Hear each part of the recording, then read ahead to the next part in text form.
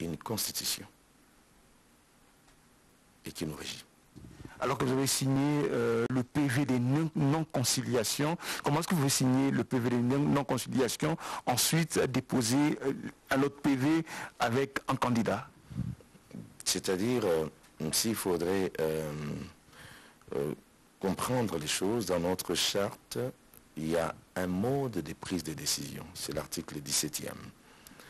Et dans le mode de prise de décision, on dit on doit chercher de bonne foi, le consensus, qui est la voie par excellence. Et si jamais on a arrivé à dégager le consensus ensemble, on va basculer au vote. Et lorsque vous entendez parler de ces rapports qu'on a eu à signer ensemble le 30 juillet dernier, c'est tout simplement un rapport qui disait qu'on n'a pas eu à dégager un consensus ensemble. On l'a reconnu. Ce qui signifie qu'on ne peut plus retourner au consensus. On est obligé de basculer au vote. Mais alors, pour en arriver au vote, c'est là où, malheureusement, le président de la plateforme avait refusé d'organiser le vote. Et on a dû continuer et on a essayé de ramener tout le monde à comprendre. Et malheureusement, sur cette question, il n'y en a eu que 6 qui ont préféré aller jusqu'au bout et opérer le choix par le vote des membres qu'on devait envoyer à la CENI. Qu'est-ce qui vous divise réellement? Qu'est-ce qui fait que vous n'ayez pas de consensus? Non, on n'est pas divisé. Ce sont deux choses différentes. Il faut que l'on rappelle à l'opinion. On n'est pas divisé et on n'a pas besoin de nous diviser. Et que les gens ne nous divisent pas non plus. Mais quand on ne trouve pas un consensus, ce n'est pas une division. C'est une divergence d'opinion et d'idées qui doit être saluée et de la bonne façon. Vous êtes à 8, vous n'allez pas nous obliger que nos voix soient unanimes. Aucun homme n'est voté à 100%. Aucune loi n'est votée à 100%. Il y a toujours la majorité qui opte. Il y a une minorité qui ne consent pas. Et c'est tout à fait normal. C'est les règles de jeu, c'est la démocratie. Alors, je ne sais pas pourquoi ça fait mal. C'est pourtant normal et explicable même. Mais on n'est pas divisé. On n'est pas divisé, on n'a pas besoin de se diviser. Votre charte parle de l'élimination de tout candidat qui a des accointances avec l'un des candidats ou probables candidats aux prochaines élections. Pourquoi ne pas éliminer celui que vous soutenez? Malheureusement, notre charte ne dit jamais ça. Il n'y a aucun article qui dit ça. Malheureusement. Et puis, il faut savoir une chose. Notre charte nous aide à procéder à l'exercice de ce qui nous est demandé de faire. Et cette charte est opposable à nous et non aux candidats. Parce que la charte n'a pas été conçue pour la désignation de gens. La charte a été conçue pour nous régir en tant que membres dans la plateforme. Ce qui signifie que pour passer à la désignation, nous prenons un article de la charte qui nous régit, qui nous donne le règle des jeux pour pouvoir passer à la désignation. Mais en réalité, la charte n'est pas opposable à celui qui est désigné. Non, ça n'a rien à voir. Pour celui qui doit être désigné, ou les gens qui doivent être désignés par notre composante, nous devons tenir compte de la loi organique, et un peu plus loin de la loi, et d'autres lois de la République. Mais il y a des critères par rapport à ça. Mais la charte ne règle pas les problèmes des candidats, des gens que nous allons choisir ou désigner. Il faudrait que les gens comprennent. La charte est pour nous permettre de rester dans le règle des jeux. Et c'est là où ça prête un peu confusion. Pourquoi vous accrochez tellement à ces candidats? Non, on s'accroche Parce qu'ils vous divisent, parce qu'ils ne vous mettent pas d'accord. Non. Vous ne pouvez pas le retirer pour un autre. Du tout. Si on continue dans ces jeux, tous les candidats nous poseront problème. Le problème, c'est que on désigne le meilleur que nous connaissons tous. Qui pose problème. À quel niveau? Parce que le problème, c'est vous qui le dites, c'est quelqu'un qui le dit. Admettons que... C'est 2 confessions religieuses qui le disent. Par rapport à 8, 2 disent il y a de problème, et 6 disent il n'y a pas de problème. Et en plus, il faudrait nous prouver le problème. C'est pas cohérent. Ce n'est pas suffisant que seulement quelqu'un ait dit il y a un problème. Que nous allons dire effectivement il y a un problème. Il faut nous prouver qu'il y a un problème. La preuve, c'est que ce sont les mêmes 6 qui ont dit qu'on les menaçait et on les forçait à choisir un candidat. C'est là où c'est paradoxal. Le même qui ont dit qu'on leur menaçait pour le fameux candidat et le même opte encore pour ce même candidat. Vous voyez pas que c'est paradoxal. Et là, j'en appelle à notre conscience. C'est parce qu'on a mal interprété le plainte de certains membres de la plateforme qui se sont plaints par rapport aux problèmes internes de leur confession religieuse qui ont été malheureusement transformés et liés à une candidature par mauvaise foi. Alors que vos compères ont dit que ce sont les hommes politiques ou le pouvoir en place qui menaçaient. Du tout. Vous allez voir que depuis que nous avons commencé à travailler, nous, on ne calcule pas le pouvoir en place. Nous traitons par rapport à l'Assemblée nationale qui nous a donné ce travail, mais il faut poser plutôt la question à ceux qui veulent à tout moment recourir auprès des politiques. Nous, on n'a pas besoin de ça. Vous êtes au moins d'accord que les enregistrements de vos réunions existent et vos plaintes sont là. Au moment venu, ils seront mis à la place publique. Il n'y a pas de problème, de toute façon, qu'ils sachent aussi toutes les conséquences qui viennent avec. Parce qu'aujourd'hui, nous savons qu'il y a des trafics en ce qui concerne les enregistrements. On peut trafiquer de voix, faire des choses. Il faut qu'ils soient en mesure, au moment opportun, de pouvoir s'assumer devant des tribunaux. Parce que là, c'est très facile. Mais moi, je pense qu'en âme et conscience, c'est même une honte qu'on en arrive là, en tant qu'homme d'église, des prétentions, des préjugés, soupçons et tout. Je pense que ce sont des antivaleurs qu'on ne pouvait même pas entendre au milieu des enfants de Dieu, simplement. Et si ça atteint encore à un niveau où le clergé commence à voir les choses comme ça craint. Et ce n'est pas un bon exemple à prêcher. Éric Lokamba, plus de 3 fois, vous avez déposé le PV, et plus de 3 fois, ces PV ont été renvoyés. L'Assemblée nationale a demandé que vous rediscutez. Ça ne prouve pas qu'il y a 2 églises qui sont plus influentes que vous, les 6. Parler des églises influentes ou fortes, c'est encore une aberration. Parce que, vous savez... La preuve est là. Bon, écoutez, je ne peux pas prêter cette intention à l'autorité parce que de ce que nous faisons, d'ailleurs vous verrez dans notre charte, chacune d'église n'a qu'une voix. Il n'y a pas une église qui a beaucoup plus de voix que les autres. Et par contre, je dirais, si on a été ramené plusieurs fois en arrière, c'est parce que l'autorité de l'Assemblée nationale nous a exhortés sur le bien fondé de trouver une voie unanime, que nous puissions tous regarder dans la même direction. Ça a été une tentative qu'on a trouvée être bonne aussi, mais pas pour forcer les choses jusqu'à un certain niveau. Mais il l'a fait de bonne foi en nous exhortant sur la sagesse.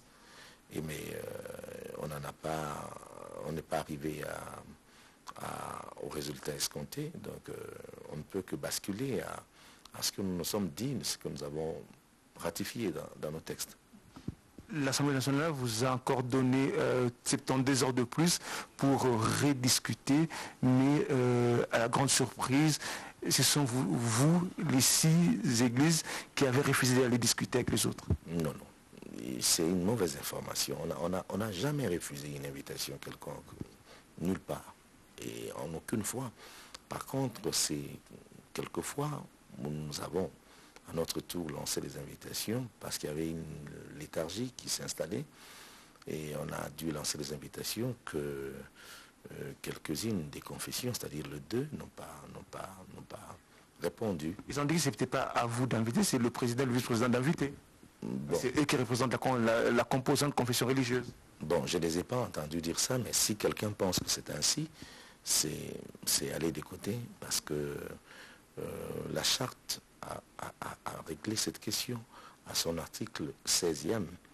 Et nous avons d'ailleurs pris soin d'adjoindre au PV notre charte pour que des éminents professeurs que j'ai rencontrés dans la commission paritaire, des grands constitutionnalistes qui peuvent bien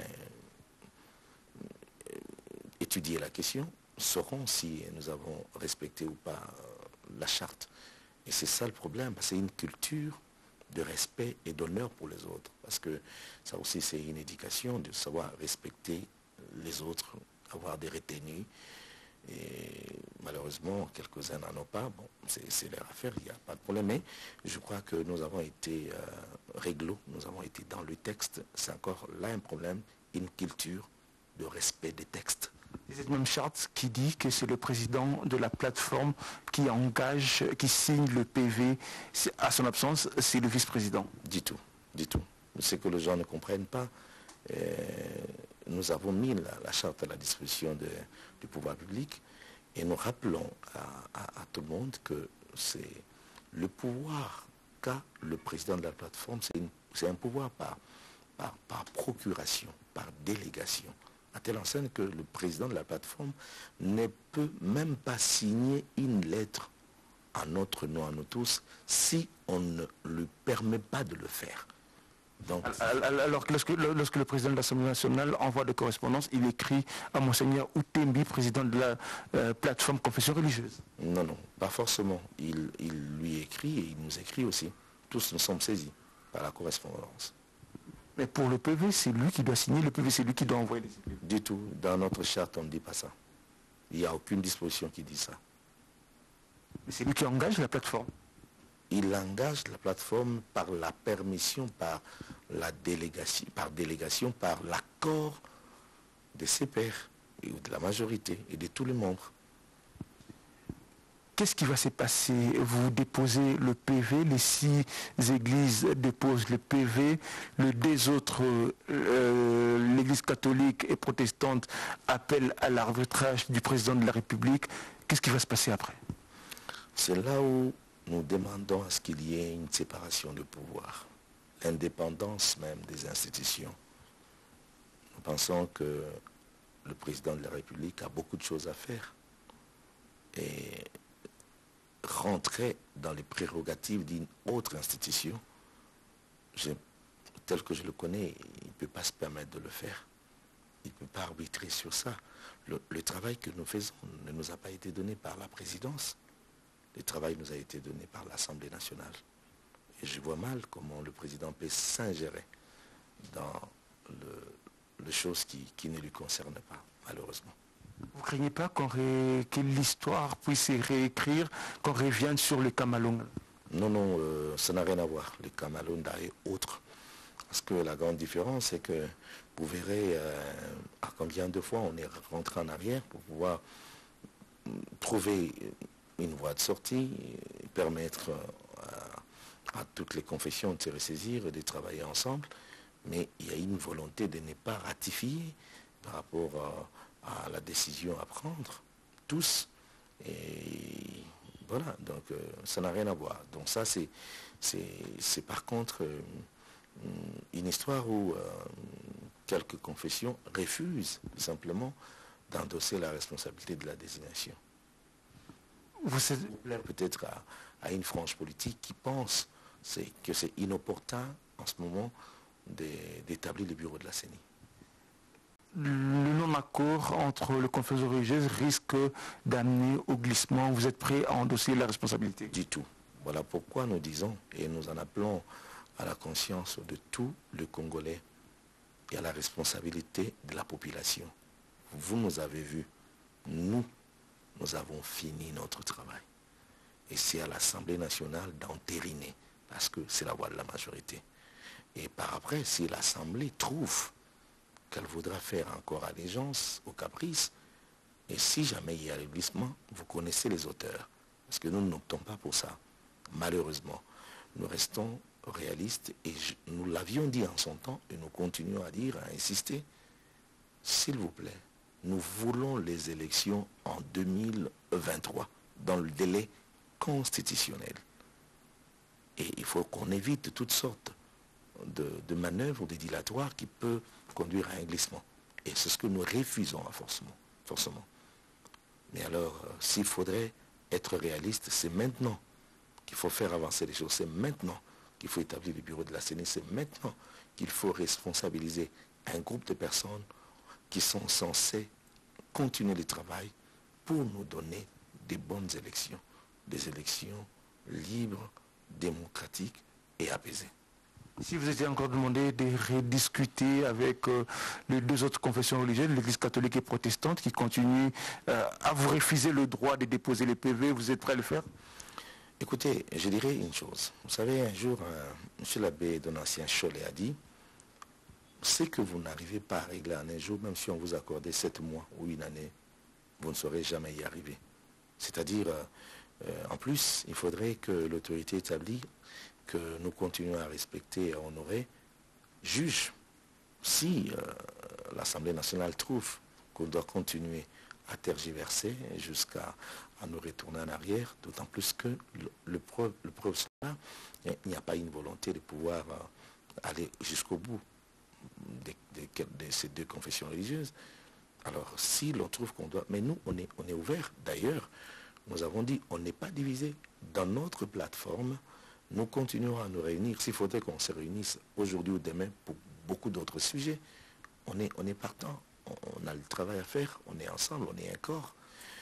Mais quant à cette question, tout le monde sait, entre nous, nous savons qu'il y a des gens qui ne sont pas de bonne foi à terminer la question, et nous sommes avancés et nous avons terminé. Et si l'on nous retourne en arrière par rapport à ces sujets, ils n'auront qu'à tirer les conséquences. Ils disent qu'ils sont de bonne foi à terminer la question, mais seulement le candidat que vous proposez, le candidat que vous avez choisi, pose problème. Pourquoi ne pas choisir un autre? S'il y en avait, oui. S'il y en avait, oui. Si c'est les meilleurs que nous avons, et pourquoi on doit écarter les meilleurs? D'autant plus qu'il n'y a même pas d'épreuve. Il n'y a même pas des griefs qui puissent les culpabiliser pour quoi que ce soit. Il n'y en a pas.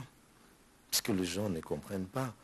On choisit le membre par rapport aux critères. Les critères sont présentés par la loi organique et d'autres lois du pays. Mais la charte que nous avons nous régit, nous, les membres de la plateforme, les confessions religieuses. La charte est opposable à nous. Elle nous aide à voir les règles des jeux et à pouvoir le respecter pour passer à la désignation pour plusieurs cas. Mais cette charte n'est pas opposable aux candidats qui viennent déposer librement leur dossier, leur candidature. On les traite par rapport aux critères donnés, et par rapport aux critères, on n'a pas trouvé des choses à leur reprocher. Alors, on ne doit pas tergiverser là-dessus. Donc, pour Dodo Kamba et les 6 confessions religieuses qui vous accompagnent, le travail est fini et vous êtes passé à autre chose? Nous 6, nous avons terminé la question et je pense que la responsabilité maintenant incombe à l'Assemblée nationale qui nous avait chargé de cette mission de pouvoir aller jusqu'au bout et entériner. Pasteur Dodo Kamba, merci. Merci à vous aussi. Merci beaucoup.